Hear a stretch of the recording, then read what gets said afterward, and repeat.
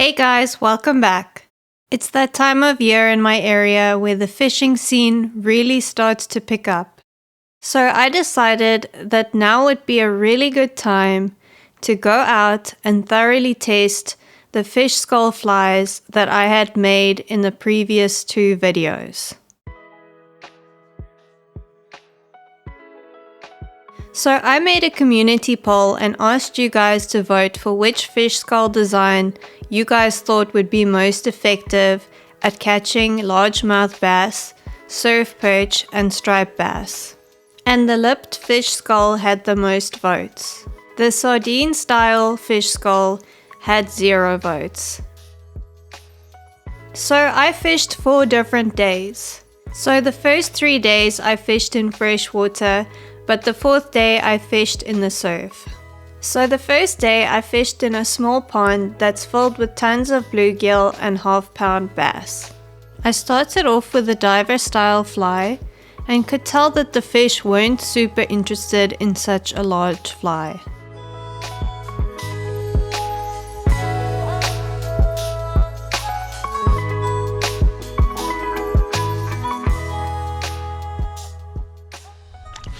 What the heck? I don't think this counts, guys. I foul hooked a poor bluegill in the head, and that was all the action I got on that fly.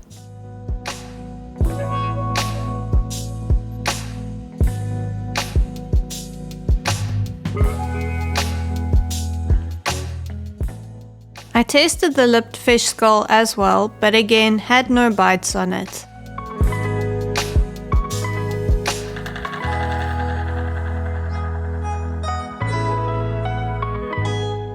So in order to break the skunk, I decided to fish with smaller flies such as beadhead and leech patterns, and was able to catch a few bluegill and largemouth bass.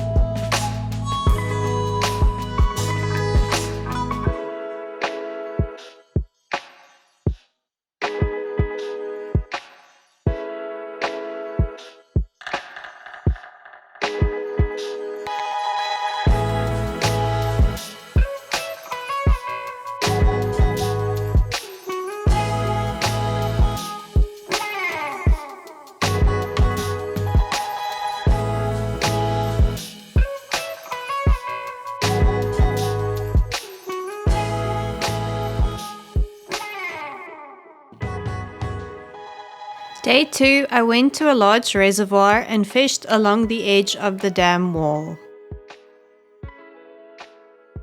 So I actually saw 2 largemouth bass in the corner of the dam and was able to cast my lipped fish skull fly in front of one of them, but it just kinda stared at it once and then swam away. Disappointed! After fishing the lipped and the diver style flies for a while with no luck, I decided to try the sardine style fly and finally had 1 bite.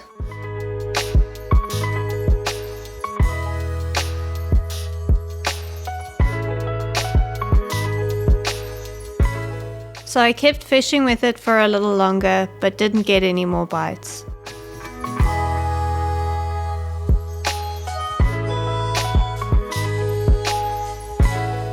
So the sun was starting to set and I didn't want to get skunked, so I decided to try smaller flies again and was able to catch this small largemouth bass.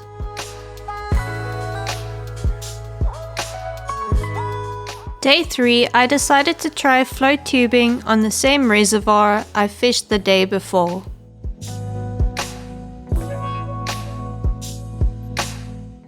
I trolled all 3 flies along the edges of the reservoir. In case you were wondering, trolling is when you drag a decent amount of fishing line with your lure, bait, or in my case fly attached to the end, behind a slow-moving vessel. I like trolling in my float tube because I can easily control the speed and hold my rod and line at the same time. As you can see, I give the line consistent jerky tugs as I troll so that it adds movement to the fly to hopefully entice a fish. In order to get the flies deep enough, I used my Type 6 shooting head fly line that sinks 6 to 7 inches per second attached to shooting line. I fished for hours, casting along the bank in fishy looking areas, trolling along the edges, and had 0 bites.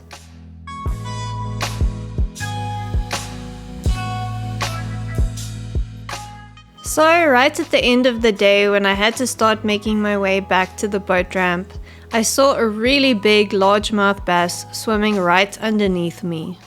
And then suddenly I saw it over to the right, and immediately I got the camcorder and zoomed into its position.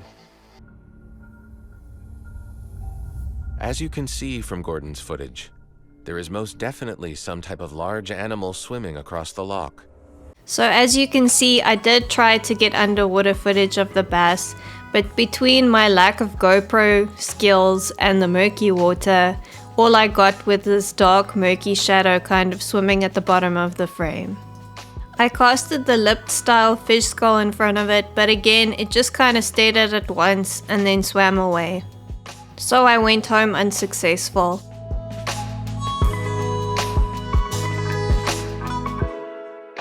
Day 4 was a very eventful day fishing on the beach. So while I was at the car getting ready to go out, I realized that I had left the screw that helps me mount the GoPro to my chest mount at home. So my MacGyver solution was tying the GoPro to the chest mount using a piece of string that I tore off of one of my rod bags, and then further securing the GoPro onto the chest mount using a hairband. Here is an illustration of how I rig my flies, courtesy of the Lost Coast Outfitters website. They have a really good guide to fly fishing the surf that I will link to in the description. I highly recommend that you check it out. The fly at the front is smaller and meant for catching surf perch, and the fly at the end is bigger and meant for catching striped bass. So to start, I used an orange woolly bugger as my smaller fly, and the orange sardine style fish skull fly as my larger fly.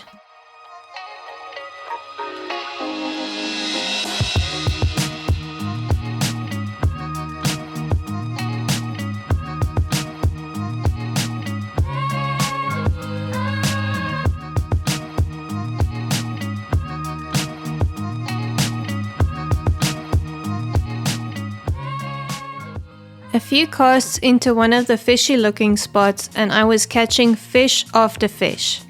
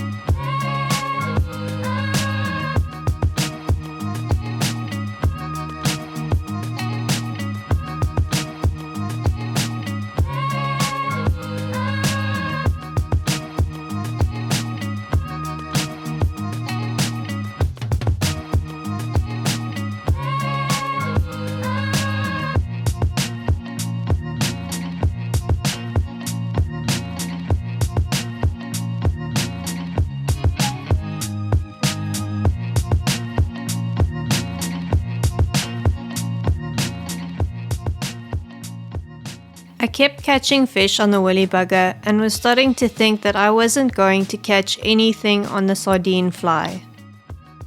Then suddenly something amazing happened.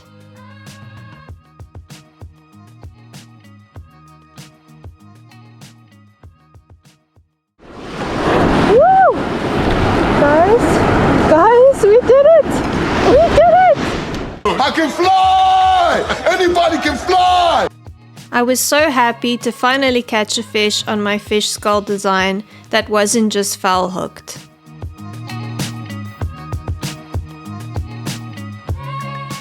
Since the orange fly had finally served its purpose, I decided to see if there would be any interest in the diver style fly.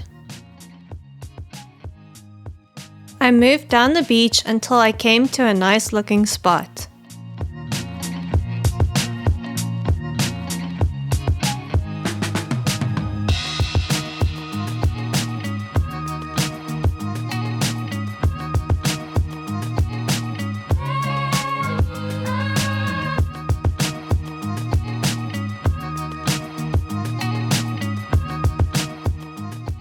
At the spot, I was able to see tiny fish jumping out of the water, but unfortunately, I wasn't able to capture this on my camera. I was really hoping to catch a feeding striped bass there, so I casted my woolly bugger and diver fly into that general spot and immediately got bites.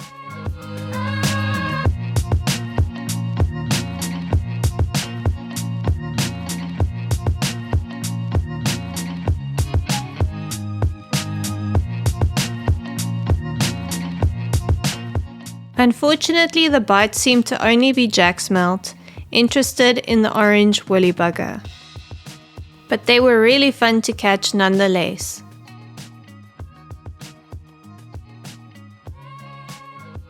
Eventually the bite died down and it was time to head home.